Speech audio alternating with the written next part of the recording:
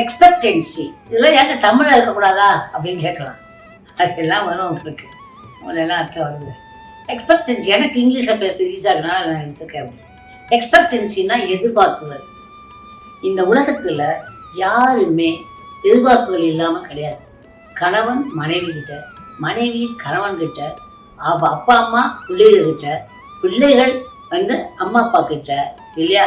அப்புறம் லவர்ஸு கேட்க வேண்டாம். இந்த மாதிரி எல்லாரும் ஒரு எதிர்பார்ப்போடைய வாழ்க்கை வாழ்கிறோம்.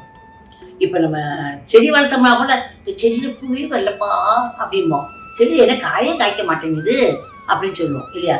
எல்லாமே என்னது, நமக்கு ஒரு எதிர்பார்ப்புகளோட தான் வாழ்க்கை வாழ முடியும்.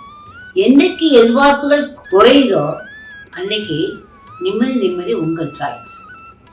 இந்த எதிர்பார்ப்புகள் குறையணுங்கிறது ரொம்ப ரொம்ப முக்கியம். அதே சமயம் எதிர்பார்ப்புகளும் வேணும்.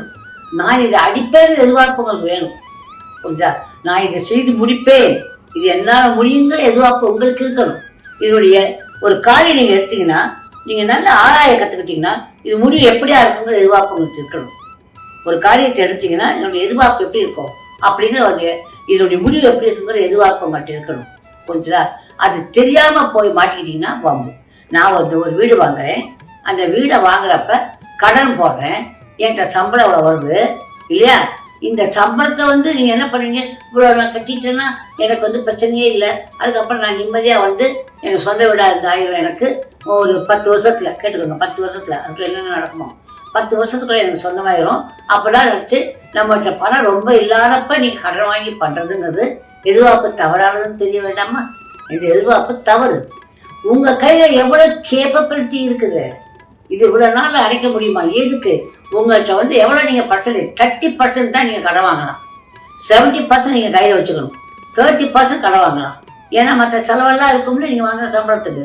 அது எல்லாத்தையும் கடன் அடைச்சி போட்டு அம்மா அப்படின்னு உட்கார்ந்தா என்ன அர்த்தம்? தப்பு இல்லையா? இது உடம்பு முடியாமல் போச்சு, உடம்பு முடியாமல் போனால் அதுக்கு செலவழிச்சிருவீங்க. இது வட்டிக்கு மேலே வட்டி போடும், அவன் வந்து ஏலத்துக்கு வருவாங்க. இதெல்லாம் தேவையே இல்லை. ஸோ உங்களுடைய எதிர்பார்ப்புகளில் நிறைய விஷயம் இருக்குது. இப்படி எதிர்பார்ப்புகள், அப்படி நம்மளே ஏமாற்றிக்கிற எதிர்பார்ப்புகள், அதெல்லாம் இல்லாமல் வாழ்றதுக்கு தான் இந்த ஏஞ்சல், அதெல்லாம் இல்லாமல் இருக்கிறதுக்கு தான் இந்த முத்திரை, இந்த இது வந்து உங்களுடைய மந்திரங்கள் எல்லாமே. ஓகே.